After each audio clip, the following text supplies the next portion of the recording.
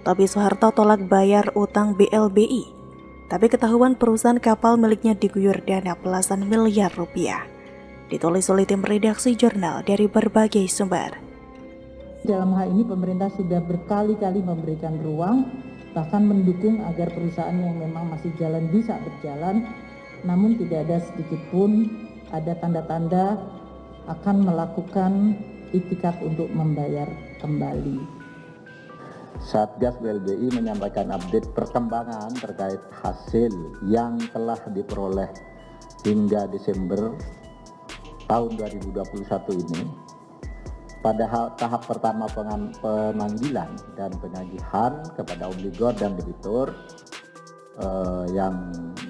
obligor dan debitur prioritas Satgas BLBI, kami telah berhasil membukukan penerimaan negara bukan pajak ke dalam kas negara sebesar 311.935.930.844 rupiah. Kalau dibulatkan 314 miliar.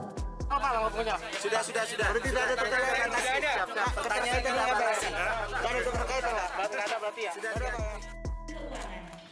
Perlu kami tegaskan bahwa yang diundang itu adalah semua sekitar 48 obligor dan debitur yang punya hutang kepada negara sebesar 111 triliun. Jadi jangan salah bahwa ini hanya Tommy Soeharto. Semua dipanggil, tapi yang menjadi berita di media massa hanya panggilan kepada Tommy Soeharto. Semua dipanggil. Pemerintah melalui Menteri Koordinator Bidang Politik, Hukum, dan Keamanan atau Menko Polhukam Mahfud MD menyebut ada sekitar 48 obligor dan debitur yang dipanggil terkait penagihan utang bantuan likuiditas Bank Indonesia atau BLBI. Total utang para obligor yang harus dikembalikan ke negara ini bervariasi.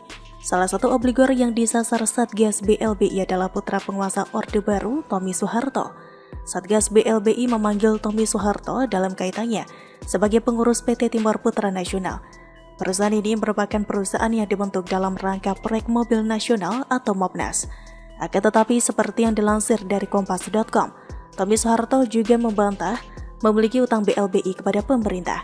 Bahkan meski asetnya yang terkait dengan PT Timur Putra Nasional atau TPN sudah disita pemerintah dan dilelang, Tommy Soeharto sendiri masih bersikeras merasa tidak memiliki utang sepeser pun kepada negara terkait BLBI. Gak ada penyitaan itu. Orang gak ada utangnya kok, ujar Tommy usai acara groundbreaking Clubhouse New Palm Hill di Sentul, Bogor, seperti dikutip dari Antara. Apakah Anda semua percaya? Jadi dengan statement Tommy tadi seolah membalikan pernyataan resmi pemerintah. Jadi maksudnya pemerintah berbohong begitu? Wah, parah banget nih Om Tommy.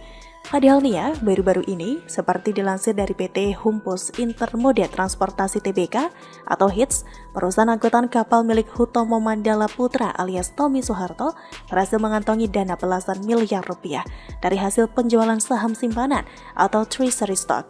Alhasil, dari aksi korporasi tersebut, perseroan pun berhasil menghimpun dana segar sebesar 13,28 miliar rupiah. Sebagai informasi, pemegang saham HITS pada 28 Februari 2022 paling besar digenggam oleh PT Humpus sebesar 45,52%. Kemudian PT Menara Cakra Buana 32,83% dan Hutomo Mandala Putra alias Tommy Soeharto 10,40%. Begitu luar biasa bukan? Tapi apakah cuma belasan miliar saja harta kekayaan mantan Presiden kedua RI yang berkuasa selama 32 tahun tersebut? Oh, tentu saja tidak, Ferguson. Seperti diberitakan dalam laman idxchannel.com, sumber kekayaan Tommy Soeharto diperoleh melalui aset dan kerajaan bisnis yang dimilikinya. Seperti yang kita ketahui bersama, pria bernama lengkap Hutomo Mandala Putra ini merupakan anak kelima atau putra bungsu mantan Presiden Soeharto. Tommy Soeharto memiliki banyak bisnis lewat grup Humpus, baik dari sektor transportasi, perdagangan, konstruksi, properti hingga otomotif. Pria yang bernama asli Hutomo Mandala Putra melalui grup Humpus, dia dikenal dengan Pangeran Cendana dan mulai mengibarkan usahanya di usianya yang masih 30-an tahun. Tommy Soeharto menjadi komisaris utama di grup Humpus, yang nama grup ini membawahi beberapa anak perusahaan lainnya, seperti Gatari Hutama Air Service atau Gatari Air Service. Anak perusahaan tersebut melayani penyewaan helikopter dan pesawat terbang, terutama bagi perusahaan perminyakan, yang memiliki kantor pusat di Bandara Halim Perdana Kusuma. Selain dari grup Humpus, Tommy Soeharto juga merambah ke dunia perhotelan melalui PT Lor International Hotel. Putra bungsu Presiden Soeharto tersebut juga memiliki saham mayoritas di PT Sarana Sirkuitindo Utama. Perusahaan tersebut merupakan pengelola sirkuit Sentul Bogor. Sejak tahun 2018, Tommy Soeharto juga menjabat sebagai komisaris utama di dalam bisnis retailnya, yaitu Super Grosir Goro yang dikelola oleh PT Berkarya Makmur Sejahtera. Diketahui Tommy juga sedang mengembangkan bisnis properti kelas atas, salah satunya proyek Golf Resort dan Township. Dengan jumlah kekayaan segitu banyaknya, itu pun yang kelihatannya Jana Lister belum dihitung yang tidak nampak. Apakah Jana Lister bisa menebak? Nah, dari sejumlah aset dan kerajaan bisnis bungsu Soeharto ini, kenapa dia masih kekeh tidak mau membayar utangnya kepada negara? Dari data Satgas BLBI, Tommy tercatat memiliki utang sejumlah 2,61 triliun rupiah setelah ditambah biaya administrasi pengurusan piutang negara sebesar 10%. Tom, segera lunasi tuh utangmu. Bagaimana kalau menurut Anda?